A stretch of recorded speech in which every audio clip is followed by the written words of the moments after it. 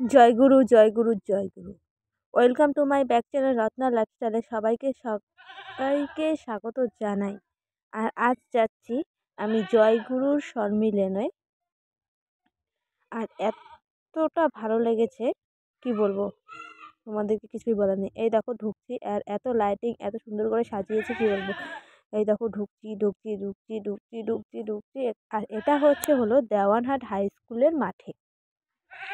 ওই যেদিন রাম মন্দির উদ্বোধন হয়েছে সেখানে এটাও শুরু হয়েছে, মানে আমাদের বাড়ির পাশে। আর আমাদের বাড়ি থেকে বেশিক্ষণের না, হাঁটা পথে ওই 10-15 মিনিট। দেখো কত সুন্দর করে সাজিয়েছে গলিটাতে। আর দেখতে থাকো, আমিও দেখতে থাকি। আর আমার তো এত ভালো লেগেছে কি বলবো, তোমাদেরকে কিছু আর বলার নেই।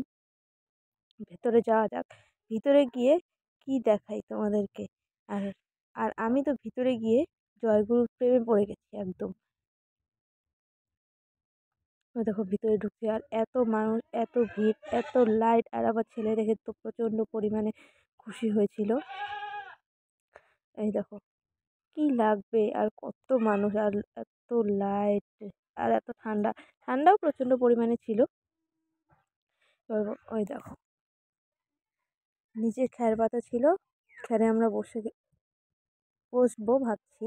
দেখি কোথায় যাওয়া যায়, একটু সামনে থেকে দেখলে ভালো হয়। আর এতটা দূরে বসেছি, মানে বসতে ভাবিনি। আর একটু এগোতেই আছি এগোতেই আছি এগোতেই আছি এগোতে দেখো সামনে বসেছি। সামনে বলবো না, অনেকটাই দূরে। আর দেখো তোমাদেরকে প্যান্ডেলটা একটু ঘুরিয়ে দেখিয়ে নিলাম, কেমন হয়েছে কমেন্টে কিন্তু অবশ্যই বলো আমাদেরকে। দেখো এখন হচ্ছে সন্ধ্যা আরতি।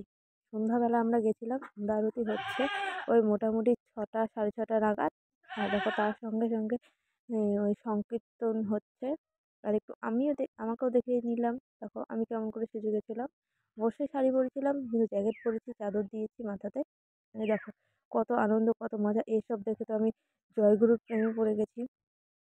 তো অবশ্য আমরা জয়গুরুর শিষ্য, আমাদের বাড়িতে মোটামুটি হয়। আর সব শেষ হয়ে গেল, দেখানো হয়ে গেল। আর দেখো খাওয়ার ওখানে কতটা ভিড়, কত বড় আয়োজন করেছে, আমি তো ভাবতেই পারিনি।